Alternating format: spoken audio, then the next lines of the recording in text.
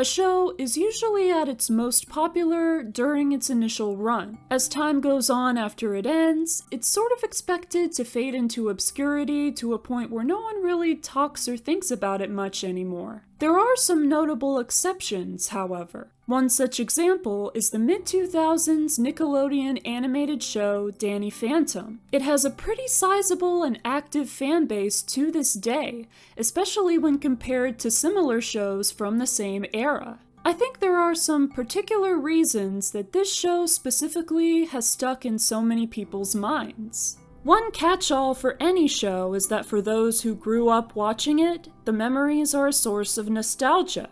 It's definitely more than that for Danny Phantom though, and I'm convinced this show would have done well and stuck around no matter when it aired and at what age people first watched it. The world of Danny Phantom is just so interesting, from its design to its lore to its characters. It's funny and charming, while also getting about as dark as a TV Y7 rating would allow. Its story is built around continuity and character development, which is always satisfying. Much of the show's established lore is to this day still shrouded in mystery, guaranteed to continually give it a fixed place in the back of people's minds. Some questions still remain at least partially unanswered even after the series' end, so speculation is a good way to fill in the gaps. Speaking of the series' end, some fans were dissatisfied with it, making it feel to them as though the show didn't end properly or at all. Overall, ghosts are a concept that a lot of people find intriguing and fun,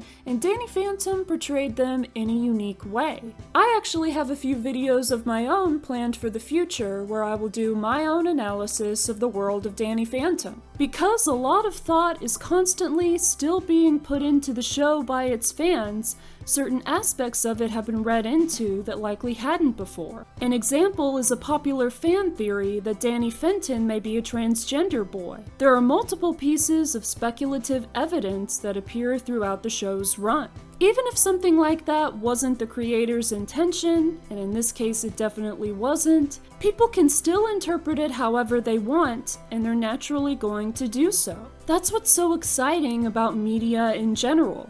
Everyone is consuming the same material, but each individual person will have a different experience with it. At the same time, it's also really cool when multiple fans come together and realize that they've all had the same interpretation of something. Finally, I think there's also a sense of conviction among fans to make sure that the show is treated with the dignity and integrity that it deserves. This comes especially after its creator, Butch Hartman, has revealed himself to be not a great person. There are some things he has supposedly said about the show's lore that directly contradict what is established in the series, most notably that ghosts in the show supposedly aren't actually dead people, which I disagree with wholeheartedly. Many Danny Phantom fans don't think he deserves to have full say over what is and isn't regarding the show, so they're determined to make their own rules regarding it in terms of both established canon and speculation. All in all,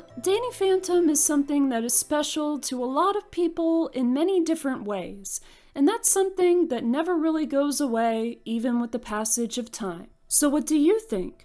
Which aspects of Danny Phantom do you think have given it lasting popularity? Let me know in the comments. Thank you for watching this video. Please check out my channel and subscribe if you haven't yet. I hope you have a great day, and I'll see you next time.